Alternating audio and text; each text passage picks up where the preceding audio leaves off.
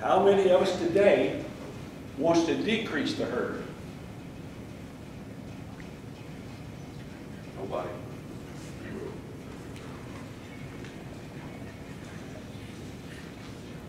And that's what we have seen This is typical for every other meeting for every meeting we've had.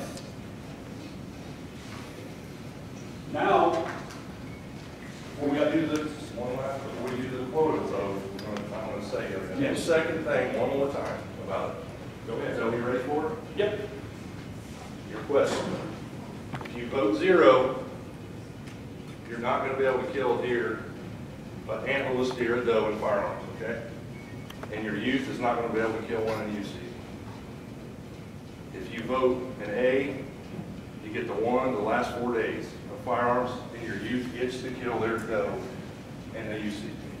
And it's that way all the way up the quota list, okay? Everybody clear on that? Okay. But you can still shoot 3 and 0. If you're 0, you still get your tags. You just can't kill a doe in the firearms season. You still get your 4 regular tags. With 3 does, you can get 3 does. Okay? Everybody clear on that? Nope. What do you got, man? Actually, you could shoot one with a bow, right? Actually, yeah, I guess it could. Yeah, that's not. Is that right? So even if it's a 0, the youth could kill one with a bow, a doe, right? But just Yeah, not a it's just a firearm. regular, yeah, their youth license is almost like having a lifetime. Okay. So it just covers all theirs for, Good point. Yes, you can still kill a deer, just not with a gun. any more questions? Okay. Let's do it. Okay. How many want their deer quote here in Whitley County at 0? And keep your hands up.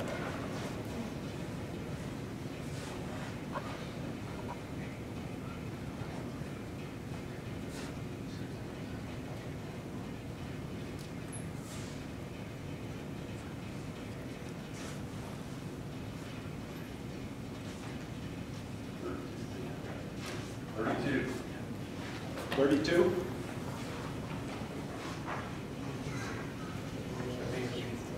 How many, again, with the A, it's the last 4 days in firearms season.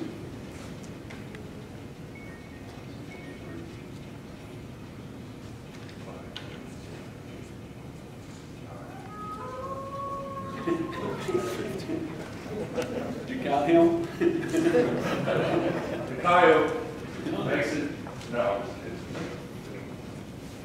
it's 18. I'm all for it. 18. Okay. How many would like to have their doe quota in Whitley County for 1?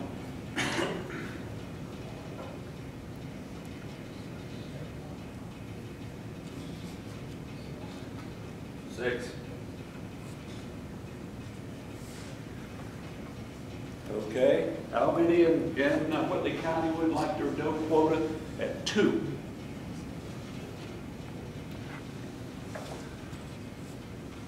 One. How many in Whitley County would like to have their doe quota at 3? Nobody.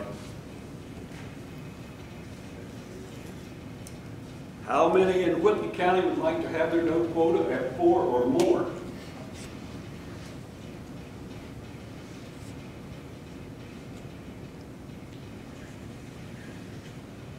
And how many are unsure about what the doe quota should be? 0. Okay. And again, that's what we're finding out from the other counties too. And what we're going to do is go back to the survey results from the online, and we're going to compare those numbers to that, so the people that did the online are going to be able to have their voice heard as well. And this recommendation, they'll make a recommendation based off of how many people voted this certain way, okay? So people that did the online survey, your vote counts. I'm talking to them on video, obviously. Go ahead. After this is over, if you guys have any questions whatsoever, we got to stay here all day. So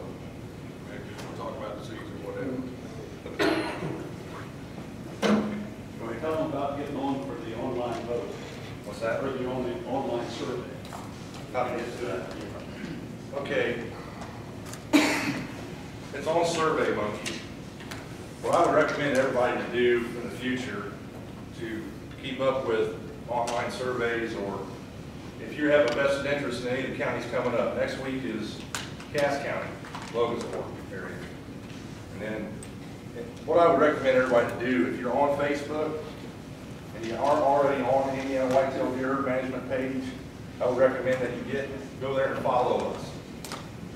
And I would also recommend that the way Facebook works is you don't see everything that we post. So what I recommend people to do is that at least once a week, manually go to Indiana Whitetail Deer Management and scroll through any posts. All our updates are daily on there.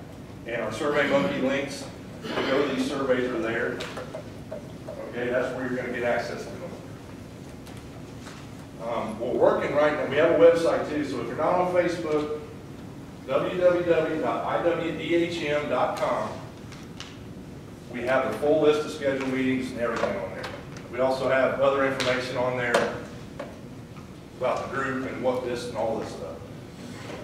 We don't currently have all the links to the online surveys on that website. We're still building it. You know, this is all. So what we're trying to do is get every link put on it. As a matter of fact, later today, I'm going to actually get the rest of the survey links put right on the website next to each meeting date. So you can go there. Late after today, you can go to IWDHM.com, go through those meetings, and if you hunt any of the counties we've got scheduled, if you farm, if you have a state in there, you can go ahead and click that survey. You're only allowed to take once, so it's set that way. And that SurveyMonkey is what Larry Morrison, who's one of the head DNR law officers in the state, told us to use. That's what he said there. The law district uses. He said use SurveyMonkey to do these. That's the most accurate way to do an online survey. Yeah. So you can only do it once? Say what? You say you can only do it once? Yeah, you can only do it once. Okay, I live here in Whitley, I know Whitley, no, and in Noble County up there. You can only do the Whitley County once. But you can go to the next county and do that. For every county in London. Yeah. There's only one survey per county, so. Yeah. But you gotta have a stake. I mean, obviously we're not IDing people here. You know? The way survey might be, it's read your computer. So I can get your wife both times. One of you's gonna have to go somewhere else.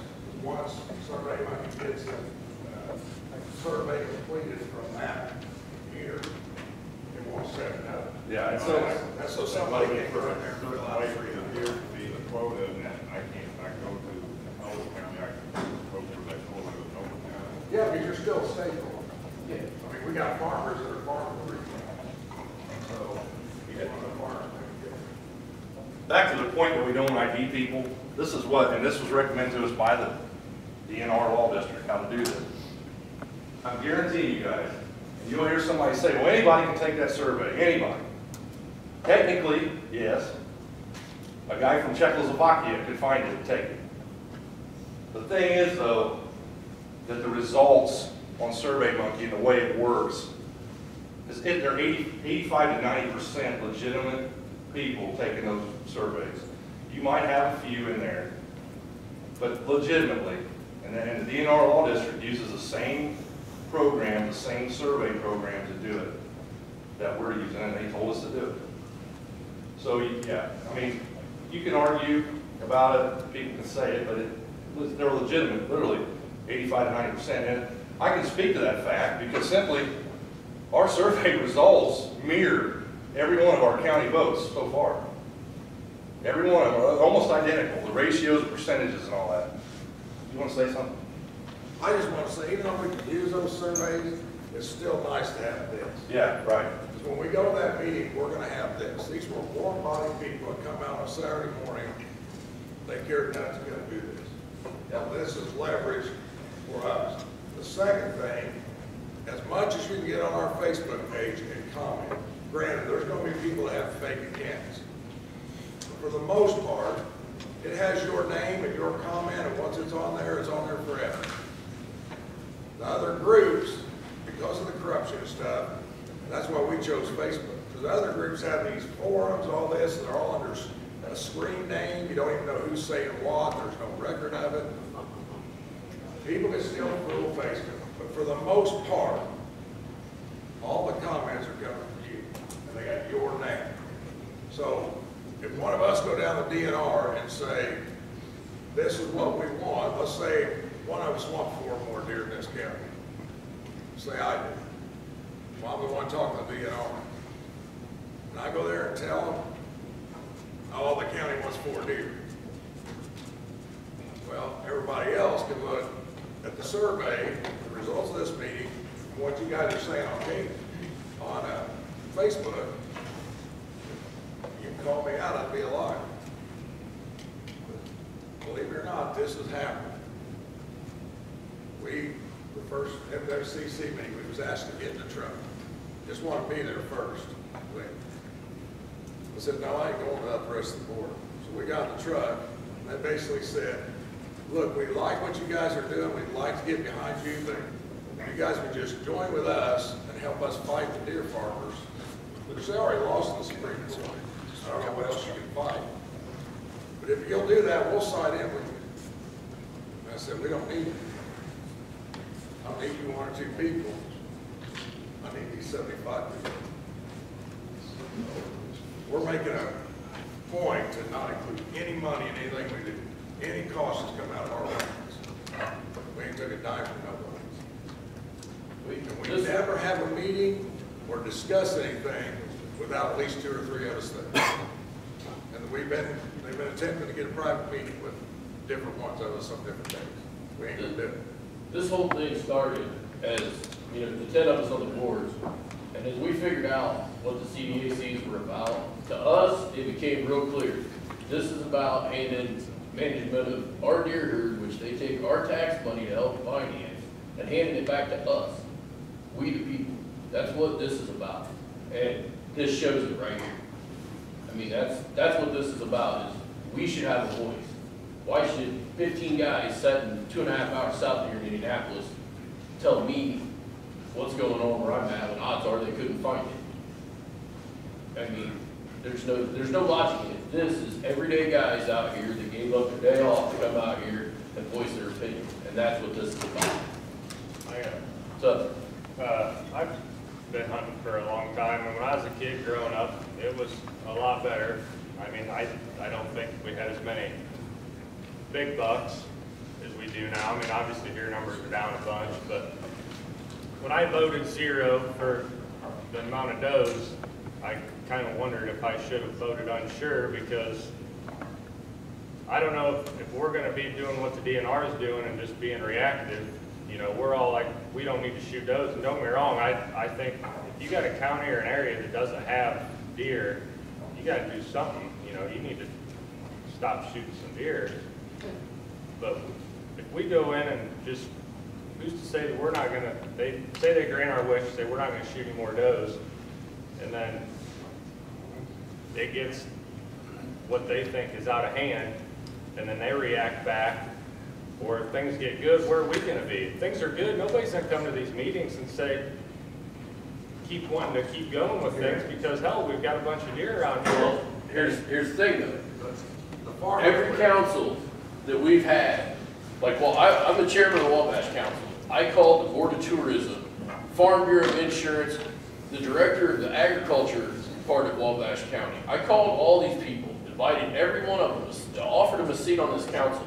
None of them showed up and accepted. That tells me they don't have any problems. Now, say like you said, we go to 0, and all of a sudden 2 years from now, population's moving. All these deer hunters aren't going to show up. We're thrilled there's more deer in the woods.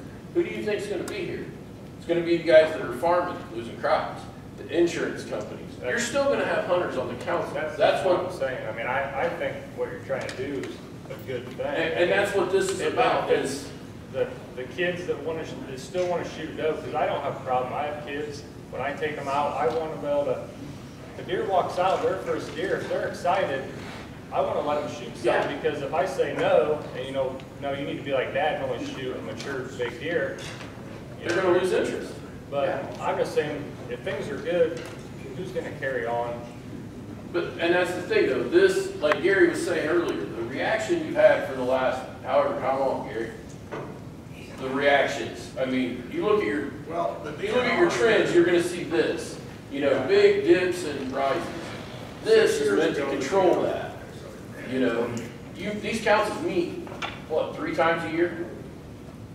In Wisconsin. So, I mean, you're progressing through this every year. It's not just a one and done thing. This is an annual thing for these councils. So it's gonna just keep, you know, whichever groups are starting to feel the pain from it are gonna show up and, you know, until you reach that happy medium. And then hopefully, once that shows, they're interested, they'll be here, they'll keep going. Ron Wall and I have property in Noble County and live in Allen County. Couple things. First of all, I think we need to applaud your efforts as a group. You know, we're not the ones that have done all this work. You guys up here have, so I say thank you for doing that. Secondly, when you approach the DNR with some of this stuff, I would ask them a couple questions.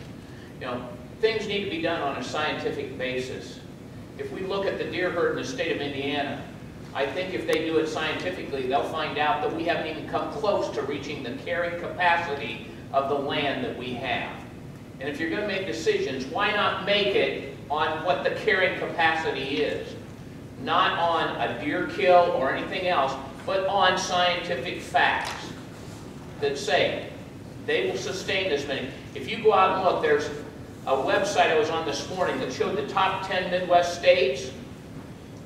Kentucky, 20.8 deer per square mile. When I sat in a meeting a couple years ago, it was a land management class for private landowners. I was told by the DNR their goal was 4 deer per county or per square mile. I said, there's 18 people that hunt my mile section. That doesn't give me a very good chance, does it? I know I've got a bigger carrying capacity than 4 deer in our square mile section. Let's address the real issues and not how some people feel.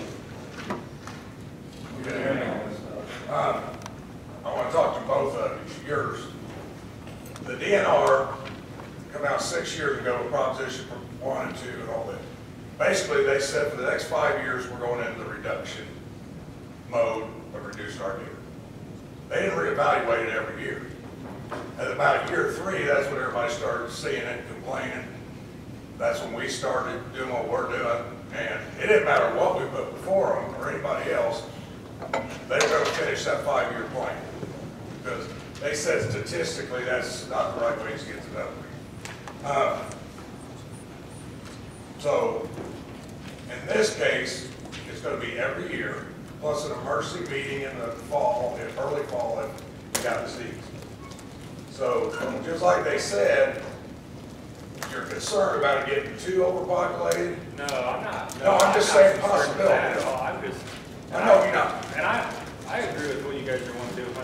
I mean, I've been up since yesterday. I need to be in bed sleeping because I got work time now. Right. I'm not bashing what you guys are doing. Oh, I didn't know. No. I'm here because I was just, if things get good, like they could, I mean, they could be if the DNR would manage things right instead of doing these 5-year plans, because in 5 years, that's when things swing from bad to good. You know, who's going to be here when things are good? Everybody's happy. There's a million deer out there. That's, you know, I'm hoping that we, people that care, will still be here. But you know, if it gets good and numbers go up, DNR says we need to shoot more deer. That's just, you know what I mean? That's the only thing that I didn't mean to infer that we thought you were arguing with us or anything. I'm just saying that when they set stuff for 5 years and that's all it is, this is what happened. If we get every year, it's probably going to take 2 years before hunters stop coming. It's probably going to take another 2 years before the farmers, insurance companies start coming. So that's 2 different things in 4 years, basically, versus a 5-year plan up, a 5-year plan down, you know, so on and so forth.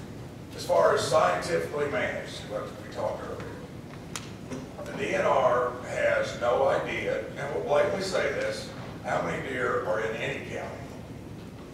And there's ways, you go to Southeast Deer Study Group, Google that, look at different equations where, I mean, you can do it as individuals, figure out how many deers in your area. There's spotlight counts, there's different counts you can do, and you just plug the numbers in, it gives you a pretty good estimate. They stopped doing that a long time ago. And they also tell you, because here's a popular question I think is reasonable to ask of them. Okay, you're reducing the deer herd in this county. What's your goal? How many deer you got per square mile now? How many deer per square mile you want? They don't got it. So to me, that's kind of like, you don't even balance your checkbook to worry about it. You just start spending money, you're gonna get the next paycheck and you become 30 pack, you know, $30 overdraw, pay for whatever. So, but as far as the carrying capacity in this state, we have never reached the biological carrying capacity of an area other than just certain state parks and very isolated incidences within reduction zones, like Bloomington. I don't care if you let a guy kill 500 deer a year. You can't hunt him with a bow in Bloomington. They won't change the law. So unless you go out there with a pocket knife and you catch one, it's just going to keep overpopulating. I mean, them people out there, I mean, on one hand, they're crying to deer. I mean, they got 5 deer in every yard in town. I mean, I'm exaggerating a little bit. It's eating their flowers, their gardens, and all this, but on the same token, we don't want you to kill them. So, you know, what do you do?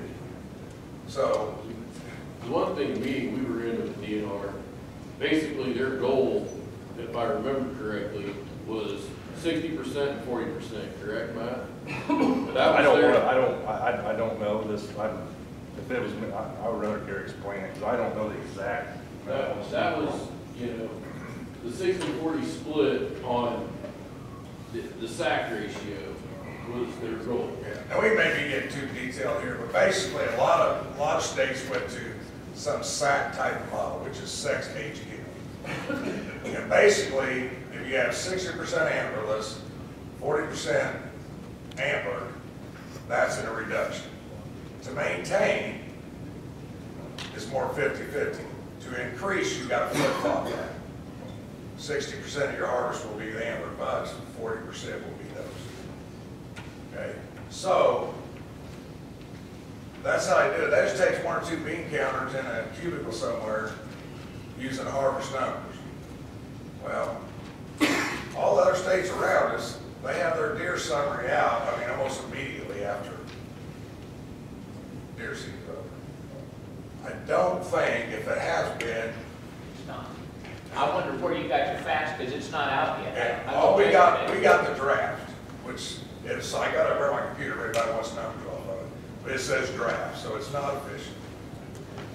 But in Wisconsin, for example, they do that before, or right after deer season. Most of your states have it.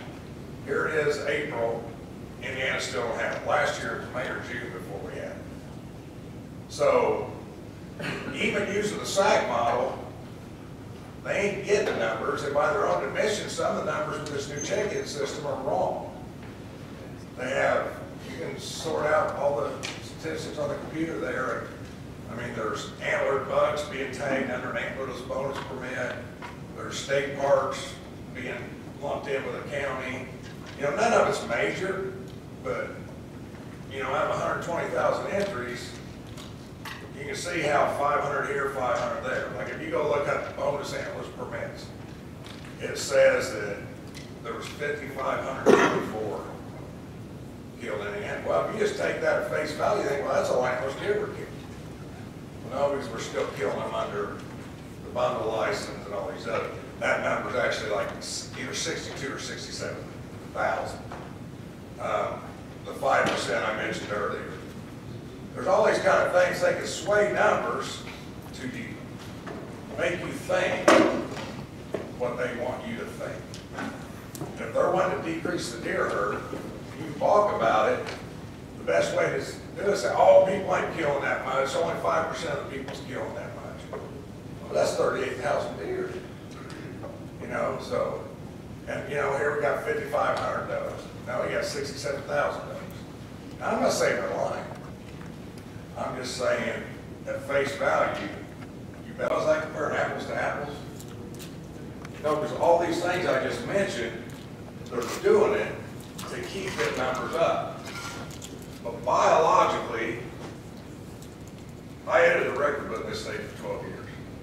The one buck, it's added about an additional 170 bucks that make the Hoosier record book a year. So that's benefiting 170 people.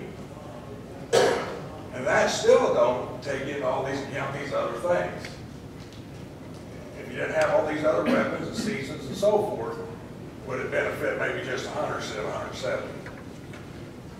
But this is where I disagree with UDMA.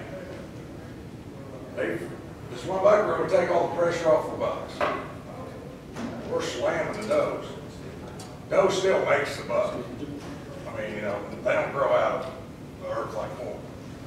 So what we've done, you've got this false sense that Trophy hunting in Indiana is great.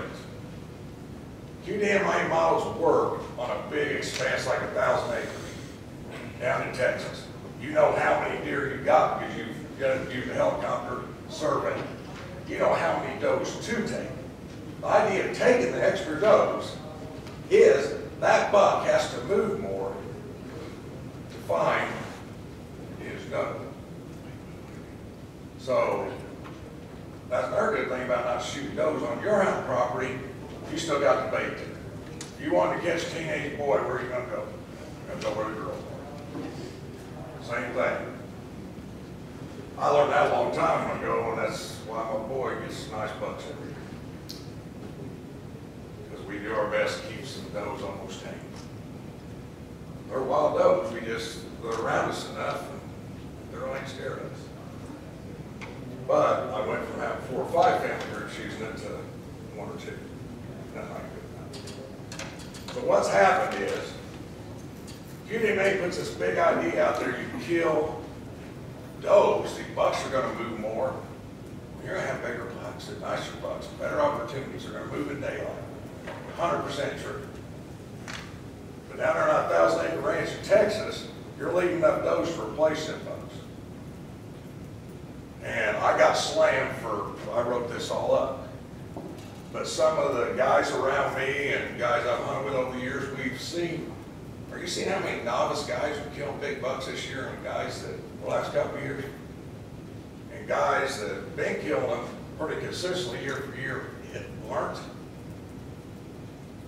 We're not saying anything bad about a newcomer to deer hunting, that he don't deserve to kill a big buck. Not meaning that at all. What we're saying is, when you got 200 acres, 80 acres, 40 acres, 60, 300, and you preach to these guys, they read the magazine and watched on the videos, kill more does, you'll kill big bucks. That's right, because you're going to make the bucks move. So what we've done, though, is, like my neighbor, I told him I ain't shoot does. Oh, you got to shoot them does have bucks. You won't have any bucks if you don't shoot any does. If you don't shoot some of the does on them. To an extent, that's true. If you have too many does, that buck don't have to move at all. And does are going to be fine in hand.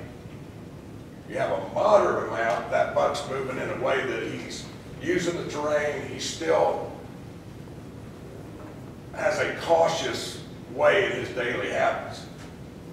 You get it to where now that buck's, there's 2 bucks to every doe or 3 bucks, whatever. Now that buck, he has to travel more ground and do it quicker to find that doe. So that means he's going to be on his feet in the daylight a lot more. That means he's going to cut through places that really aren't safe for him that he didn't have to before. But he's only got this short window to get what he needs for the next year. So he's going to do everything in his power because that's all he's thinking about. So there is going to be a temporary increase in these nice bucks. But once we kill off these ones that are moving and stuff, how many does do we got to replace them? You know, so on that part, you got to look at the bigger picture. I mean, it just, to me, I studied biology, I got a degree in nursing and all that stuff. So But to me, a lot of this stuff's common sense. And it's just for, like, talking to people. Deer, we're all mammals, we all have the same inner desires that affect us daily. Like the whole family group of a doe, it's just like, you know, if I work, I don't even know the roads here. Let's say I live in Wabash and I work in Fort Wayne, I'm gonna take 24 over to 69 or however you get, I wanna do that every day. Smart bucks, if he's got plenty of does, he's gonna wait until dark. He's gonna, you're only gonna catch him in the funnels or the saddles or the pinch points, you know, things like that. So, but he's gonna throw caution to the wind. That girl's in Warsaw, that's where he's going, he don't care about that. So does that make sense? I'm sorry to rattle on, it's just, I'm pretty passionate about it. I mean, deer of my life, I invested everything I've ever made pretty much for this lifestyle with my kids and my grandkids. I'm pretty scared that they're never going to see what we've seen. To me, there's something wrong with that.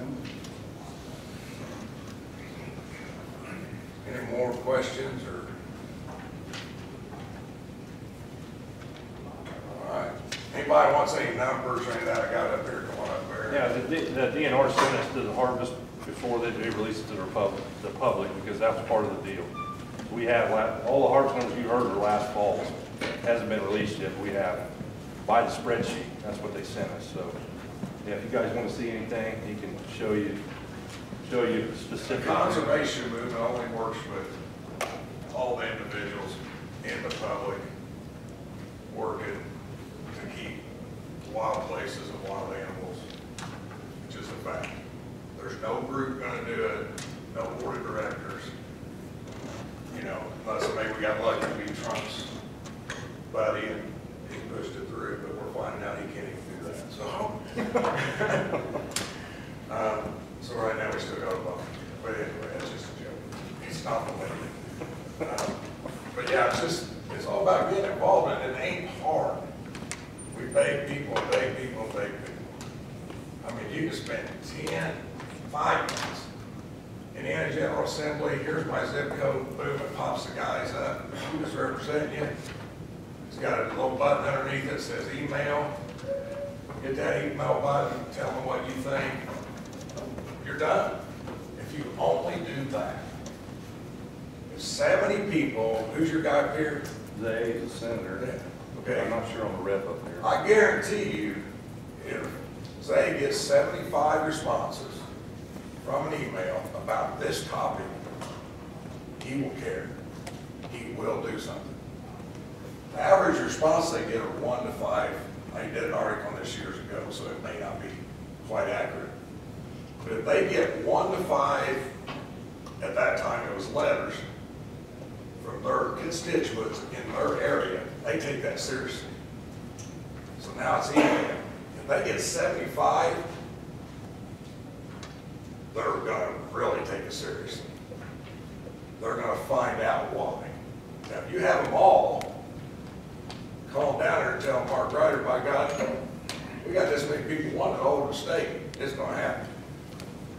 The 10 guys, we can fight, cuss, spend our money, and it's not going to get done. I'd like to thank the council and you guys that put all your time into this. This is amazing. So I'd like to give you guys a hand.